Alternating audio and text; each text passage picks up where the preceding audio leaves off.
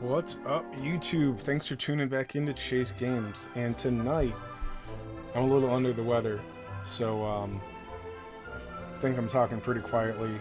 So sorry if I sound bad and low. I'm trying. Actually, it's kind of painful, but more than I care about my viewers, I care about the $4 of ad revenue I get every month. So I gotta do it.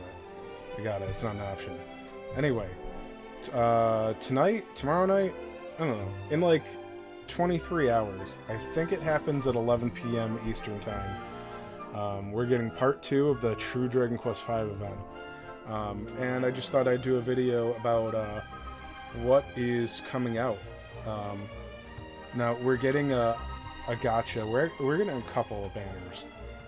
But the new units coming out, now, they've explained this in-game. I'll talk about it real quick. We've got, I think they're calling them Perry and Mabith or something. I'm getting it wrong. I'm not going to look it up because that's how lazy I am. But the boy and the girl are coming out. I believe they're each going to have their own individual banner. They're going to have normal banners. And there's also going to be a 3 times only paid only gems banner that has, it's going to be the 2 of them and the general pool. And it's going to have a guaranteed S rank on the first 2 pulls, and then the 3rd pull is going to give you a ticket that you can trade in for either of them. So these 2 brand new units, okay, for 9,000 paid gems, you are going to guaranteed get at least one of them. That's pretty good. Now, Ortega-san, if you guys don't know, he's another YouTube creator. You know, not as big as Chase Games here, but I actually enjoy his videos. He's great. He did a in-depth review of these 2 new units, and I suggest you go check him out. I'll put a link in the description. But let me spoil his video. You don't have to go watch it. I'm going to tell you. He's a blitz unit, and she's a spellcaster that crits. Good range on her, and this guy apparently is going to be great for blitz teams. Seriously though, go watch him talk about it. But they're gonna come out tomorrow, so and then let me see. Let me roll up here. I'm learning how to use Game 8. Game with whatever. Yeah, Game 8. I loved Game with. I'm learning how to use Game 8. These are, that's everything there. These are the new units and equipment that we'll be able to farm with part 2. So we're getting 2 more chapters of story, and special missions. Let me see, where did I have that? Yeah, so the part 1 story special missions that you farm 20 copies of each of the new units, not including Pancras, and then you got 1,000 gems when you did that. Well, that is back. It's going to be another 1,000 gems. It's going to give us more of the map thing. So yeah, here it doesn't exactly say what it is, but I think it's fairly easy to find out, to see that, you know, it listed these 3 here, so I'm pretty sure it's just going to be 20 more copies of these units, and I'll check those out in a minute. The A rank Percy seems to be pretty good, and up here, guys, please understand that I'm going through Google Translate from the Japanese version of the game. Things can change. They don't change much, just enough to screw us sometimes. But these, nothing I'm mentioning here I expect to change, but sometimes the translation could be wrong or off, or I'm just dumb. So don't take everything I'm telling you here as gospel, but this should all be mostly accurate. Anyway, part 1 and part 2 are both 1,000 gems according to this. So we'll have another 1,000 gems if we complete these. Sorry, my throat's actually like, it hurts. Let me see. Did I have him pulled up over here? Yeah, Percy here. They say he's got a drop rate of about 25%. Yeah, so he's the A rank. Oh, you're gonna farm crystals. Okay, I think. I find crystals kind of annoying. Whatever. They suggest fully awakening him, and from what I saw, it looked like, I'm not going to read this, but if you want to pause the screen and see what they say here, these are the pros. There's the con. Low durability. That's a given. Let me see. So his move pool. Okay. Whatever the... I don't know what the standard name for this. He's going to increase his physical potency and I believe affects his healing, like, power. Not that that matters to him. Then he's got Wild Lightning, Zap Martial damage, probably moderate, to enemies with Rage, and then Rarely paralyzes. If Rarely is in fact correct there, that's a 20% chance. Probably not a move that you're going to be using a lot on him, but, you know, it's a decent range there. It's useful. And then Ship's Claw, whatever this is going to be called.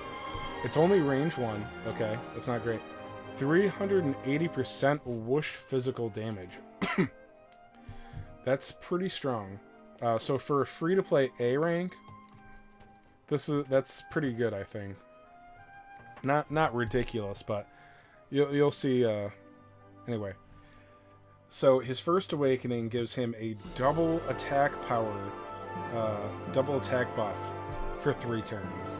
So that's good. He resists Bang and Crack, by the way. I'm not totally into the meta. I don't think those are super relevant right now. But I don't think they're... Well, I don't know what he's weak to. When you attack, increase your attack power for 1 turn by the number of enemies attack. I think this is just like Percival from the old Beast event. So anyway, turn 2, he's going to have a triple attack buff. And he's going to keep that as long as he keeps attacking 1 thing per turn. And then you definitely want to fully awaken this guy if you get him at all. Because when an ally other than yourself attacks, if the enemy is within range of 1, sometimes, so this is probably occasionally, so it's probably 40% chance, to attack with Shipu's Claw, which they didn't spell it exactly the same, but it must be his main ability. So you're occasionally going to get to follow up your opponent's attacks if you're next to the enemy with this. Now keep in mind, he's probably going to have a triple attack stat, triple attack buff. This is a strong single hit attack. 380% is still pretty high, I believe. Sorry for this fast scrolling. That might be tough on some people's eyes. Attack stat. Oh, fully awake. Okay, what's his fully awake? 461. Okay, that's kind of low. Alright, so is it? I don't know. Well, I guess it's actually not that low, but... Okay, so he doesn't have a ridiculous attack stat, but he's movement 4, of course. Pretty good. His agility is actually not great. I don't believe he boosts his agility at all, so you'll want to put some agility boosting gear on this guy, but this is this is not... You guys know I don't know the meta. This is not going to be a PvP unit. But I can see this being really great in some PvE strategies.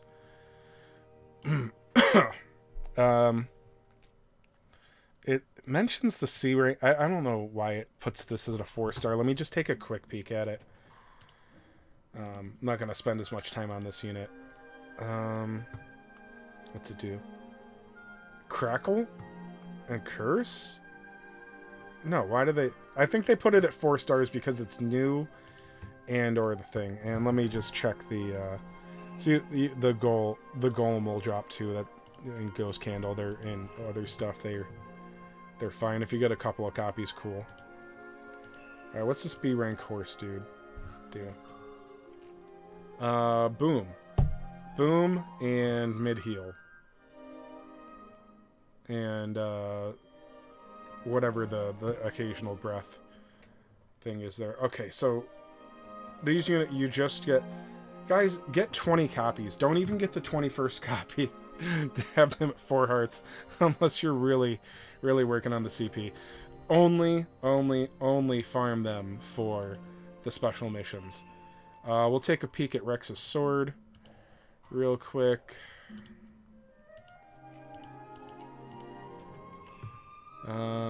Hero physical, hero attack power, I'm guessing. Plus 5%. It's got good HP rolls. And it'll be good for his abilities. So if you don't get the hero, I mean, I'm not really up on it anymore, but it looks like it's a good HP weapon. you guys probably already have good HP weapons already. But if you don't and you get good HP rolls on this one, it's probably good. So, yeah. Let me see, what else are we... What did I bring up here? Oh, a Stark. A Stark is blossoming tomorrow. And again, you can... These are the strong points that it gives here. You guys can just pause if you want.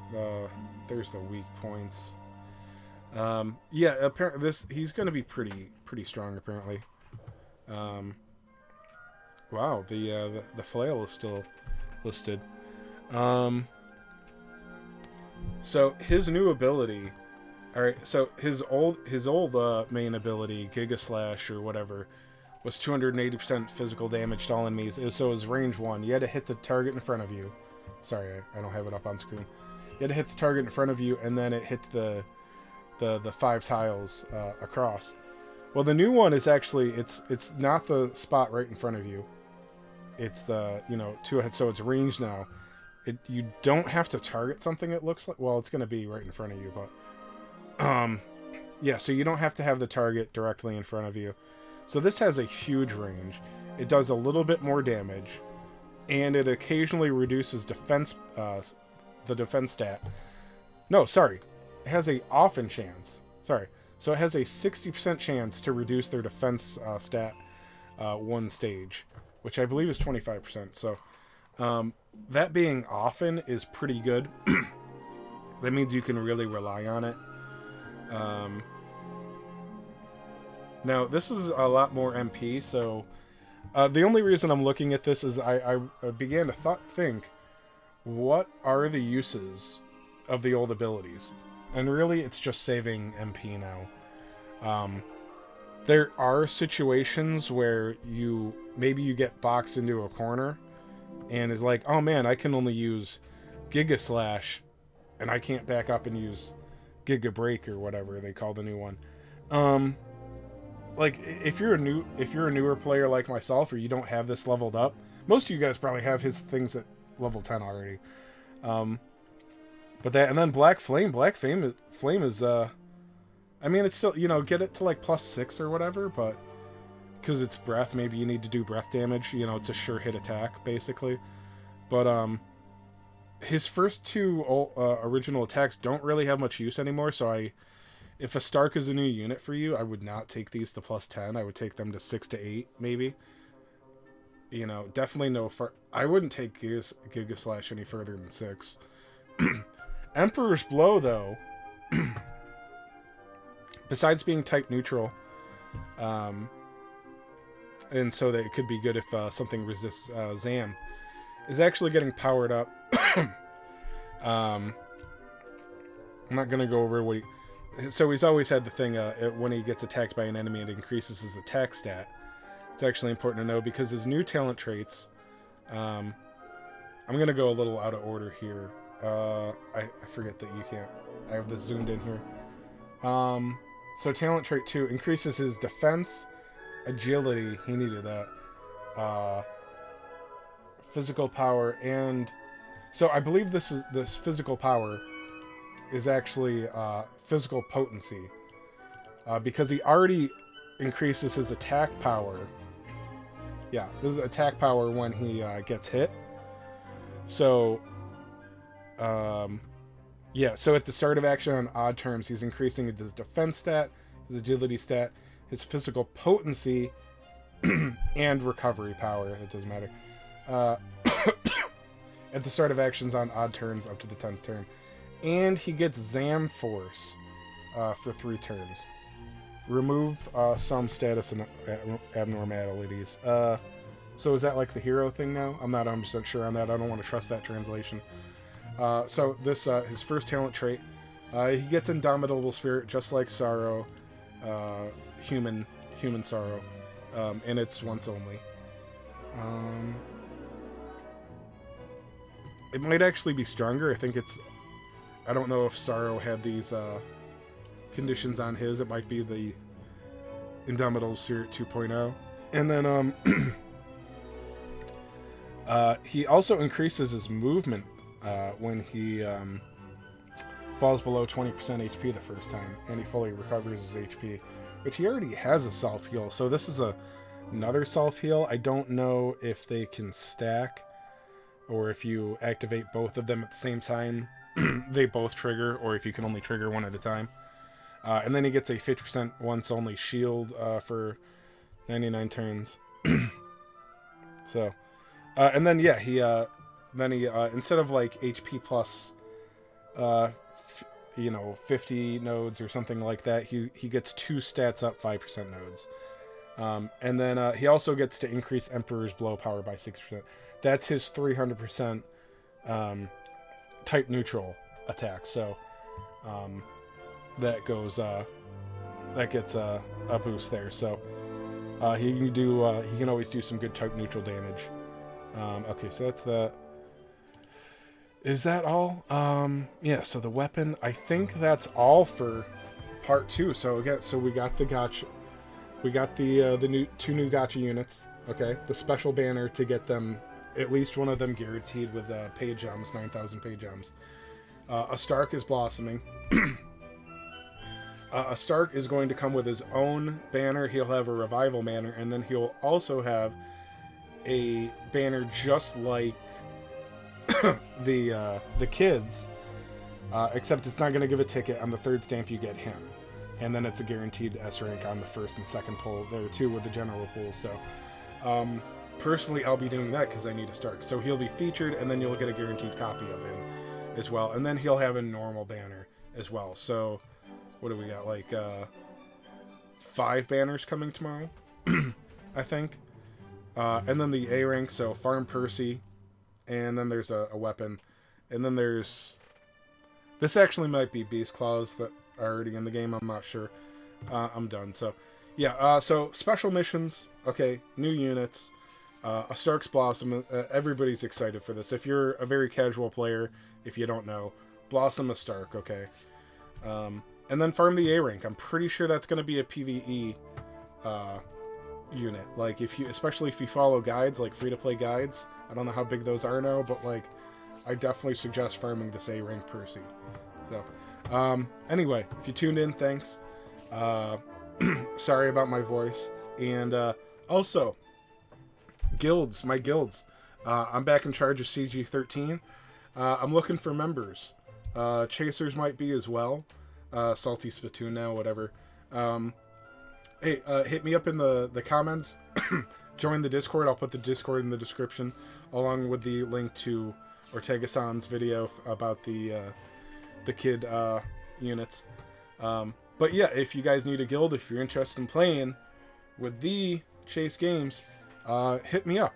We're looking for a couple of good players. So otherwise, have a good night, guys, and good luck.